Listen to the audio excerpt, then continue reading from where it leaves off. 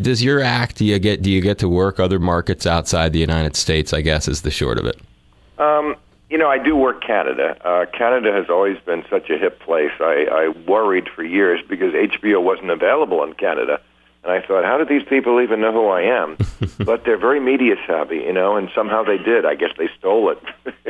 Or they'd see me on Larry King or shows that I guess they do get there. But we never had a problem selling tickets in Canada. Now, of course, HBO for the last 3 or 4 years has been in Canada, which is great. Outside of that, yes, I've had offers, and I've always shied away. There are a few places that, of course, speaking English is the necessary requirement there because I sure can't do my act in French or Spanish. Germany, they pretty much speak English. Definitely Holland. I've been there a few times. That was Uruguay before Uruguay was Uruguay.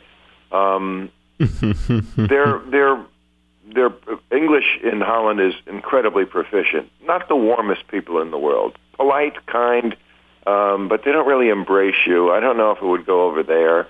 England, of course, is the obvious other country that you could do that in. But again, I just don't know whether an American comedian over in England, I've heard from some of my other American comedian friends who've done it, and it can be kind of a rough ride, and it's kind of a long way to go. I think if I go all the way to England, I'm probably going to want to just sightsee and, go to Shakespeare's house, stuff like that. Are there favorite places around the world that you would point to and say, I really dig going here or there? You know what, Dave, I'm not really a traveler because I travel so much for work, because I'm out on the road almost every weekend during the year traveling to places like Boise, Idaho, exotic places like Huntsville, Alabama, to bring my act to the people of America. Especially I like to go to the red states, because I feel like there's so many liberal, progressive, free-thinking people out there, but they're just surrounded by a bunch of rednecks. And I'm always gratified that they come out when I come to their town. And I think they like to look around and see that there's other smart and, liberal people around them that they may not have realized so many were there. So because I travel so much for that reason, and because I'm really a baby about traveling, I'm kind of really a homebody. I don't know. I mean, first of all, I wouldn't go to any place that scared me. Like this last summer, this summer of this year, we closed 21 embassies around the world for over a week because they were afraid there was going to be some sort of, well, I wouldn't say which countries they were. Let's just say it's places where you can take a chicken on a bus. Okay, I'm not going to name the countries. I wouldn't go to any of those countries. I'm sure they're lovely places, but I don't want to get killed on an overseas trip. So, we're kind of limiting to places that have a 5-star hotel if I do want to go. And then if these places are so far away, it doesn't pay just to go for a few days. You have to really spend a week or so. And, I get crabby on a trip. I mean, travel, it sounds great when you plan it, but when you get there, you always forget things. And, it's great in your mind. And then when you're doing it, a lot of it is like trying to cut an orange open at 2 a.m. with a can opener. Were you saying in another way of saying that you had not left the United States since we last spoke a year ago? Oh, yeah, no, I've not left the United States. No, I went to Canada. I mean, right, yeah, except for working up there, which is hip. And on that note, remember when Vancouver seemed like it was going to be the big next Amsterdam? Isn't it funny that Seattle one-upped them just down? Yeah, that's right. Just beneath. I mean, Amsterdam, Vancouver, I was there last year. It was really fun. But yeah, it's less liberal than it was on the pot issue. So is Amsterdam, by the way. Than it used to be. It used to be that you could buy the pot in that section of Vancouver and smoke it right in the cafe. And now you can smoke it in the cafe, but you can't buy it there.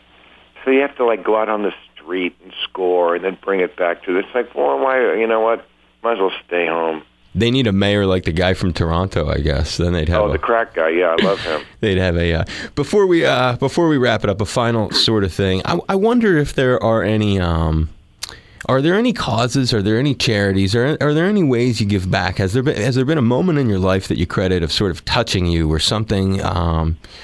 hit you. Maybe you lost a relative, maybe you went through something, and as a result of that, you have a pet thing that you care about, or maybe have been more enlightened to, and anyone who's suffering or in need that you have a special place in your heart for.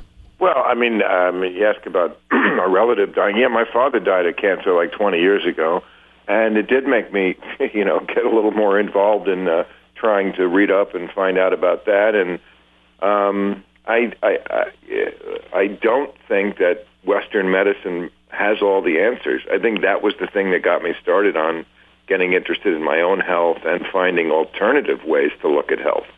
And I know Western medicine likes to brag a lot. They think the doctors are, some of them are wonderful, and there's a lot of arrogance also.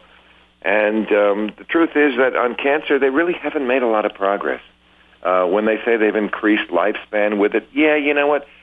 A little bit, but basically they haven't cured anything. They can keep you alive while you're miserable with it a little longer. I don't really consider that a victory. And they shut off, I think, too frequently alternative ways of looking at it and maybe finding a cure for it. Obviously, it's an incredibly hard problem to solve.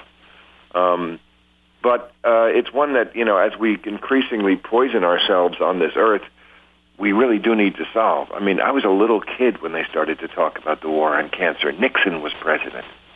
And we really haven't gone that far with that. So I'm obviously, as I'm approaching my own senior years, a little more concerned about that than I was when I was younger, and I would love to see some sort of breakthrough, as of course everybody in America would, and the whole world would. Good man, I appreciate it. Sure.